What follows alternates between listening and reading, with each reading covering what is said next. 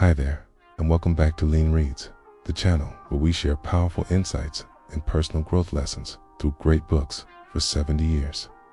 She stood at the heart of a changing world through wars, revolutions, and the rise of a new century. She wore the crown not as an ornament, but as a symbol of duty. This is the story of a woman who became more than a queen. She became history itself. If you enjoy what you hear and want to dive deeper, we've included a link to the book in the description below. Now, let's get started.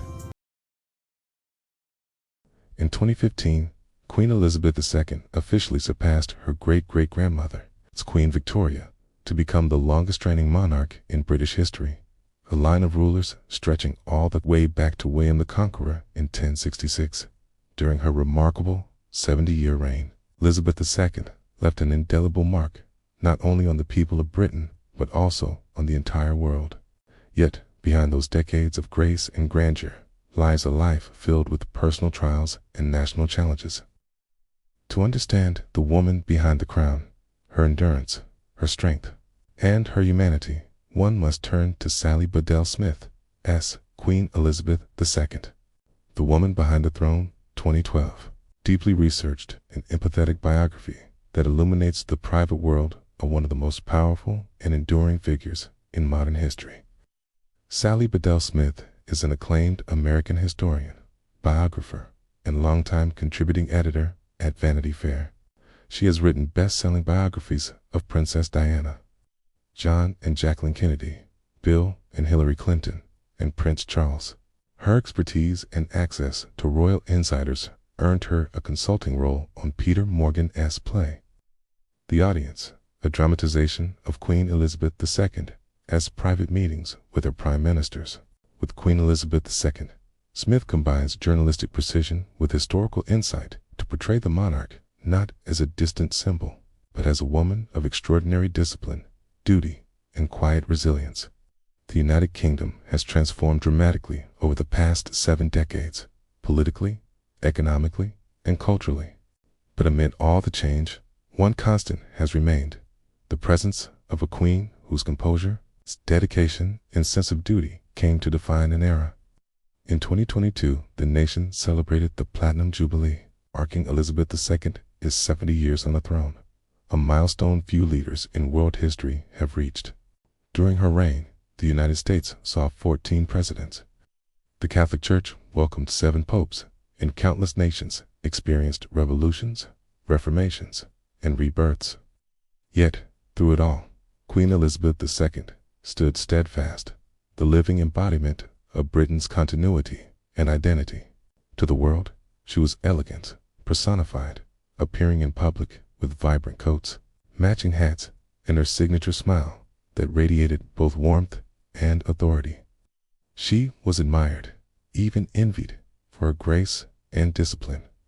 But as Sally Bedell Smith reveals, the life of the Queen was far from a fairy tale. Behind the glittering tiaras and royal pageantry were moments of profound loneliness, difficult family relationships, and an unrelenting burden of duty. Kay's story is not one of privilege alone, but of sacrifice and service, of balancing tradition with a rapidly changing world. If you truly want to glimpse the private world behind the palace gates, the real Elizabeth, beyond the headlines and ceremony, this is the book to read. On a rainy morning in 1953, hundreds of thousands of Britons filled the streets of London. They crowded around Trafalgar Square, Oxford Circus, and Buckingham Palace, all waiting to witness a once-in-a-century spectacle, the coronation of Queen Elizabeth II. A year earlier, King George VI had passed away, and his daughter, Princess Elizabeth Alexandra Mary Windsor, had been proclaimed heir to the throne. The Prime Minister at the time, Winston Churchill, could barely contain his joy. He called the coming era a new Elizabethan age. His words lifted the spirits of a weary nation, one still recovering from the devastation of World War II. And now, standing at the dawn of the Cold War between the United States and the Soviet Union, Churchill had first met the young princess when she was only 2 years old. He later recalled, "I felt an aura of authority and a sense of destiny in that child." 23 years later, that impression still held true. Princess Elizabeth arrived at Westminster Abbey in the magnificent gold state coach, a carriage that had served the British monarchy for more than 2 centuries. She wore a gown designed by Norman Hartnell, embroidered with the floral emblems of the Commonwealth nations, the Tudor rose of England, the thistle of Scotland, the leek of Wales, the shamrock of Ireland, the maple leaves of Canada, and the silver fern of New Zealand. 6 embroiderers worked tirelessly for 9 weeks to complete it.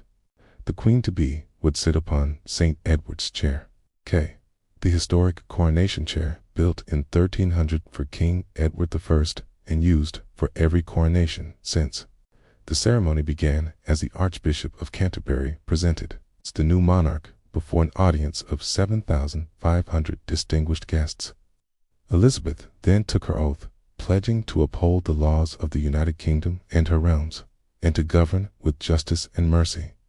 Next came the most sacred moment, the anointing. According to tradition, Elizabeth removed her gloves and jewels. The Archbishop poured holy oil from a golden ampala into a silver gilt spoon and anointed her, symbolizing divine blessing and consecration. When the anointing was complete, Elizabeth donned her coronation robe. Her posture, calm authority, and grace left the congregation in awe, a living echo of Churchill's early intuition. The Archbishop blessed the solid gold St. Edward's crown, then gently placed it upon her head. At that instant, the guns of Hyde Park and the Tower of London thundered in salute. The Abbey resounded with the timeless cry, "God save the Queen." From that moment, Princess Elizabeth Alexandra Mary Windsor became Her Majesty Queen Elizabeth II, the sovereign of the United Kingdom. At the time, her eldest child, Prince Charles, was just 4 years old. Seated with his grandmother, Queen Elizabeth, the Queen Mother, and his aunt, Princess Margaret, he looked wide-eyed at the dazzling scene before him. Pointing toward the coronation chair, he whispered, "Look, that's Mummy." The Queen Mother's face showed both pride and quiet sorrow. Princess Margaret struggled to hold back tears. Both women knew that, from this day forward, Elizabeth was no longer just a daughter or sister. She now belonged to history, to the crown, and to the people of Britain. Elizabeth II had become the embodiment of a nation's continuity, stepping into a role few could bear and none could escape. As the sovereign of the United Kingdom and the head of the Commonwealth, Queen Elizabeth I holds titles steeped in power: Supreme Governor of the Church of England, Commander-in-Chief, the British Armed Forces, and Head of State of 50 nations. Yet, in practice, her authority is largely ceremonial. Her true role has always been to embody unity, serving as a symbol of stability, continuity, and dignity in the life of the nation. Her duties range from welcoming foreign leaders and hosting state ceremonies to performing countless diplomatic and charitable engagements. But behind the pageantry lies the delicate art of monarchy, maintaining a harmonious relationship with the one person who governs in her name, the Prime Minister. Among all 14 Prime Ministers who served during her reign, Winston Churchill held a special place in the Queen's heart. He had first met her when she was just 2 years old, and later confessed. Even then, there was a sense of authority about her, an aura of greatness. After Elizabeth ascended the throne, the bond between them deepened. The weekly Tuesday evening audiences often drifted from state affairs to lighter topics, wartime memories, shared love of horses, and the small joys of life beyond politics. By 1955, Churchill's health had deteriorated. During their final dinner together, the aging statesman praised the young monarch for her wisdom, generosity, and grace. Soon after, the Queen sent him a handwritten letter with the tender line, "To me, you will always be the Prime Minister." It was a heartfelt farewell between 2 generations, the old Lion of Britain and the young Queen destined to carry his legacy into a new age. After Churchill's retirement, the Queen worked with 3 successive conservative leaders, Anthony Eden, Harold Macmillan, and Alec Douglas Home, all products of the old establishment. Then, in 1964, the Labour Party rose to power with Harold Wilson, a working-class intellectual who who was everything the previous prime ministers were not. At first, many feared that the Queen and Wilson would clash. Critics called him too common, even predicting he would fall within 3 months. Instead, the opposite happened. If Churchill had been like a father figure to her, Wilson became a friend. Their weekly audiences were marked by warmth and humor. They could speak openly about politics, society, and the changing Britain outside the palace gates. In Wilson, the Queen found someone refreshingly direct. In the Queen, Wilson found a monarch surprisingly down-to-earth. By the late 1970s, however, Britain was struggling again. The winter of 1978-1979 became known as the Winter of Discontent. Prime Minister James Callaghan, another labor leader, faced economic paralysis, record low temperatures, and nationwide strikes. Even gravediggers walked off the job. The country was on its knees. In the general election of 1979, the Conservative Party surged back to power, bringing with it a woman who would change British politics forever, Margaret Thatcher. 27 years earlier, when news broke that Princess Elizabeth would ascend the throne, a young Margaret Thatcher had remarked that it would sweep away the last remnants of prejudice against women, proving they could reach the very highest positions. Now, both women stood at the pinnacle of power. They were born just 6 months apart, Elizabeth in April 1926, Thatcher in October 1925, and shared much in common. Both strong-willed, both mothers, both burdened with immense responsibility. Yet their personalities could not have been more different. The Queen possessed a quiet wit and an instinct for diplomacy. Thatcher was blunt, driven, and often humorless. Their relationship remained formal, respectful, but distant. The Prime Minister admired the monarch, and the monarch, ever disciplined, never allowed personal friction to affect the affairs of state. 3 months into Thatcher's premiership, a crisis erupted in Rhodesia, now Zimbabwe. Black nationalist guerrillas, led by Robert Mugabe and his ZANU forces, had risen against the white minority government. Thatcher was deeply concerned and urged the Queen to attend a Commonwealth peace conference to help calm tensions. Elizabeth agreed, determined to promote stability across the Commonwealth. She embarked on a diplomatic tour of Tanzania, Malawi, Botswana, Ghana, and Zambia before arriving in Rhodesia for the summit. On the night of the conference, the Queen stayed up past midnight, speaking personally with African leaders inside a small wooden lodge. Her empathy and composure impressed everyone present. Through her quiet diplomacy, she succeeded where many politicians had failed. Tensions eased, and a foundation was laid for peace negotiations later that year.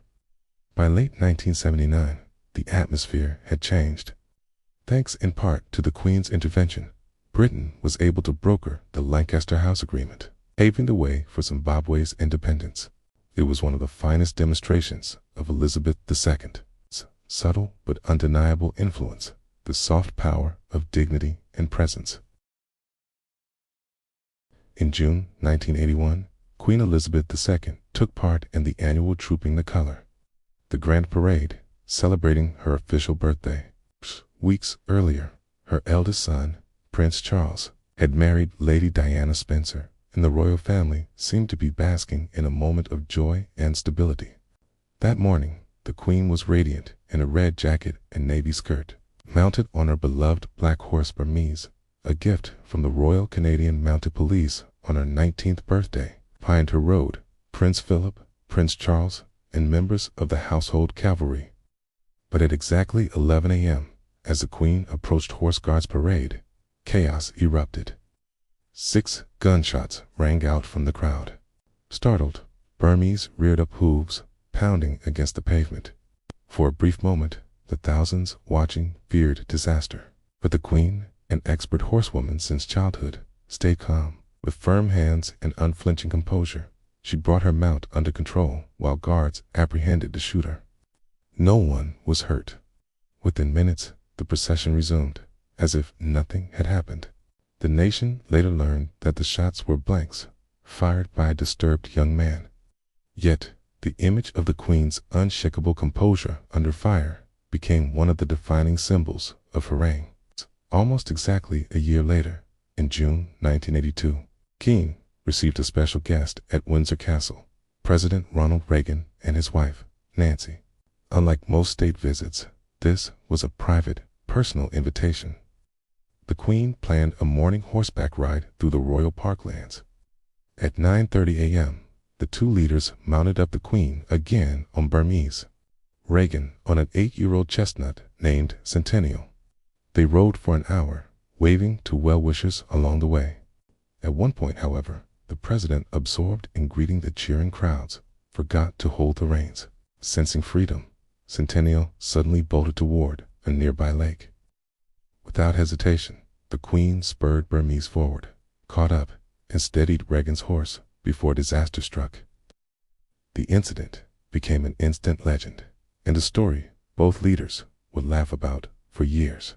It also marked the beginning of a genuine friendship between the monarch and the American president, two figures who shared a love of horses, humor, and quiet strength.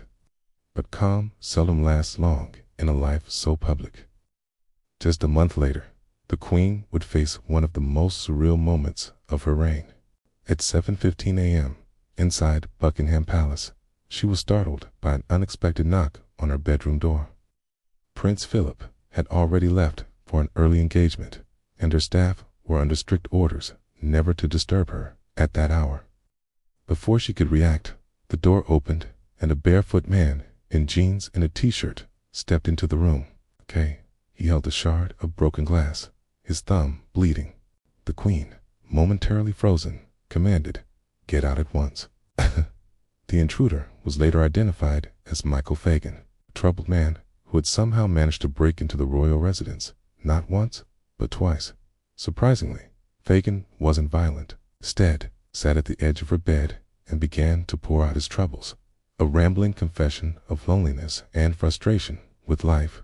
Realizing he was unarmed, the Queen did the only thing she could. She listened.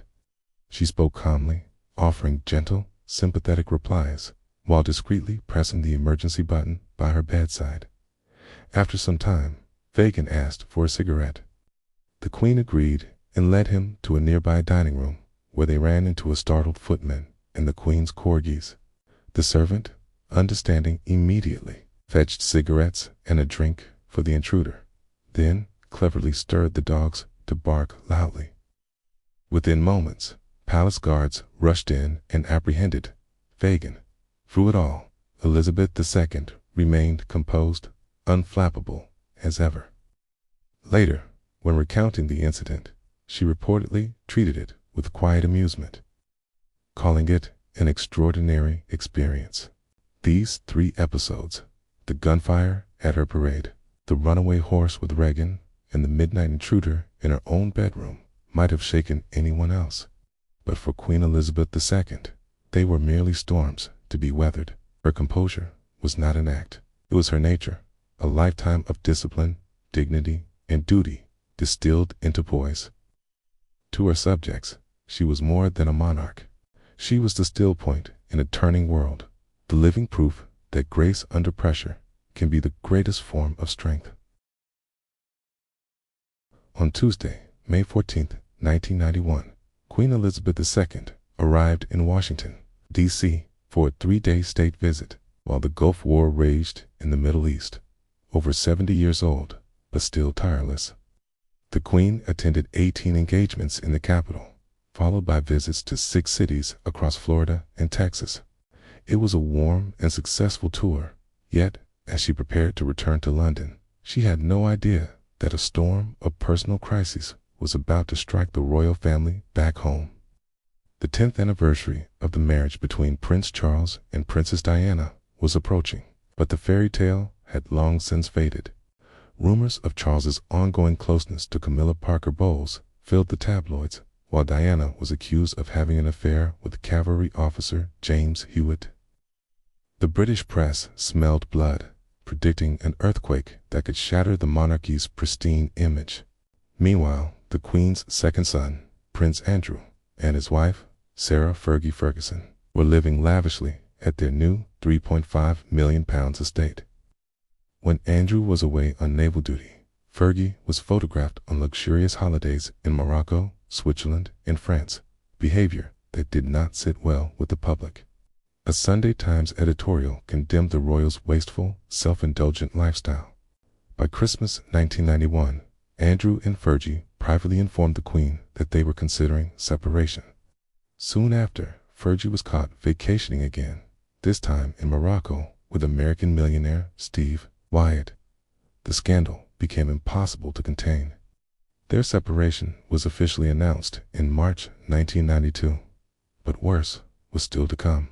In June 1992, Britain was preparing to celebrate the 40th anniversary of the Queen's accession to the throne, a milestone meant to unite the nation in pride. Instead, a bombshell hit the headlines.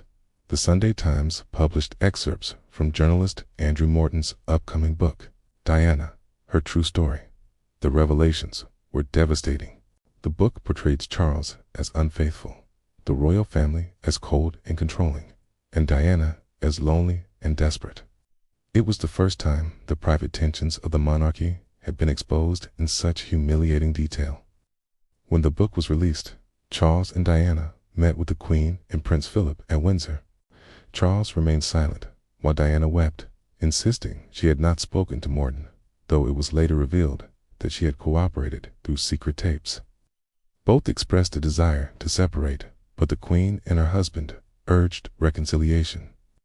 That evening, Philip personally wrote to Diana, appealing to her sense of duty and asking her to try once more to save the marriage. But this time, Diana's mind was made up. The next morning, she quietly packed her belongings and left Windsor. The fairy tale was truly over. Even as the Queen struggled with Charles and Diana's collapse, another crisis erupted. On August 20th, 1992, paparazzi captured shocking photos of Fergie, topless on a beach in the French Riviera, lounging beside her financial advisor, John Bryan, who was seen kissing her toes as her children played nearby. The images humiliated the royal household. Though Fergie personally apologized to the Queen, she was unofficially banished from Balmoral, the royal family's Scottish retreat, for the next 16 years. Just 4 days later, Diana struck again. The Sun published transcripts of a secretly recorded phone call between her and her friend James Gilby.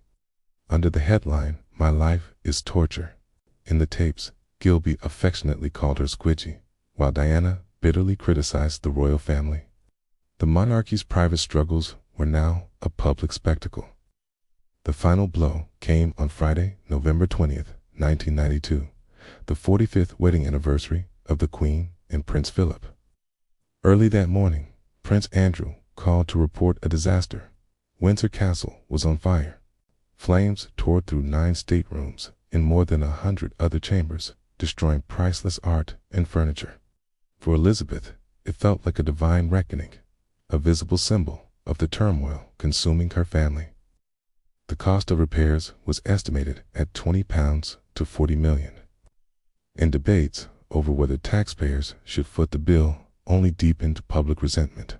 A few days later, the Queen appeared at Guildhall in London for a luncheon marking her 40th year on the throne. Her voice was hoarse from smoke inhalation, and she was suffering from a severe cold. Yet she delivered one of the most memorable speeches of her life, quietly acknowledging the pain of the year gone by. 1992 is not a year on which I shall look back with undiluted pleasure. As some of you may have heard me describe it, it has turned out to be an annus horribilis, a horrible year. The phrase, borrowed from Latin, captured the exhaustion and humanity of a monarch who had weathered more storms than most could imagine. That year, Elizabeth II's crown seemed heavier than ever, not because of gold or jewels, but because of sorrow. It was a cold winter morning in Norfolk, 2012. Snow drifted across the fields, soft and silent, as Queen Elizabeth II opened a letter of congratulations from a local mayor. Time had moved swiftly. 6 decades had passed since she first took the throne. In that moment, the Queen became the only British monarch since Queen Victoria to celebrate 60 years of reign, a milestone officially known as the Diamond Jubilee. That simple letter marked the beginning of a nationwide celebration, a season of gratitude for the woman who had devoted her entire life to duty and service. After reading the mayor's letter, the Queen visited a nearby school. The students, dressed in their uniforms and flushed with excitement, read aloud a speech they had written just for her, their voices trembling with pride. The Queen smiled warmly, her presence filling the small assembly hall with an almost sacred calm. A week later, she stood at Lambeth Palace, home of the Archbishop of Canterbury, to deliver one of her first addresses of the Jubilee year. The Archbishop himself attended the event, and Elizabeth II spoke sincerely about the Church of England's enduring role in promoting tolerance and cooperation throughout British society. Her words reflected not just faith, but unity, the quiet conviction that had defined her reign for 60 years. With that speech, the Diamond Jubilee festivities officially began. Over the following months, the Queen's children and grandchildren fanned out across the world as her representatives, attending celebrations in far-flung corners of the Commonwealth, from Canada to the Caribbean, from Africa to the Pacific Islands. At home, the Queen herself embarked on a 5-month tour of the United Kingdom, reaffirming her connection with the people she had served all her life. Behind the royal itinerary was a deeper purpose: to renew the monarchy's image, to show a more approachable and compassionate face after years of public scrutiny. One of the most symbolic moments came when the Queen appeared publicly with Camilla, Duchess of Cornwall, and Catherine, Duchess of Cambridge. The 3 generations of royal women met for afternoon tea at Fortnum and Mason, the iconic department store in London's Piccadilly. They laughed easily, posed together for photographs, seemed genuinely relaxed, a quiet but powerful display of continuity and feminine grace within the House of Windsor. By 2012, public support for the monarchy had risen to its highest level in decades. Polls showed that a vast majority of Britons admired the Queen, not just as a ruler, but as a person, steadfast, modest, and deeply human. Buoyed by this goodwill, Elizabeth II chose to visit regions traditionally skeptical of royal influence, including Leicester, a proudly multicultural city in the north of England. On March 20, 2012, the Queen delivered a historic address before both Houses of Parliament in Westminster Hall, the 6th such occasion of her reign. Her words were simple, yet profoundly moving. Our nation is built upon resilience, ingenuity, and tolerance. I pledge once again that I shall dedicate myself to the service of our great country and to the well-being of its people. She expressed heartfelt gratitude to her husband, Prince Philip, her strength and stay, and spoke of her hope that future generations of the royal family would continue to serve with humility and kindness. When she finished, every member of Parliament, Lords and Commons alike, rose to their feet. For a full 90 seconds, the hall echoed with applause. It was not merely a tribute to longevity, but a recognition of something rarer, a lifetime of quiet devotion, lived without complaint or ambition in the service of others. In February 2022, the United Kingdom celebrated the Platinum Jubilee, marking 70 years since the accession of Queen Elizabeth II, a reign that began in 1952 and became the longest in British history since the time of William the Conqueror in 1066.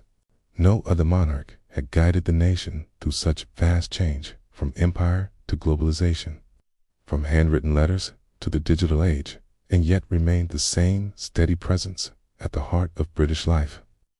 Upon her passing, the line of succession was clear.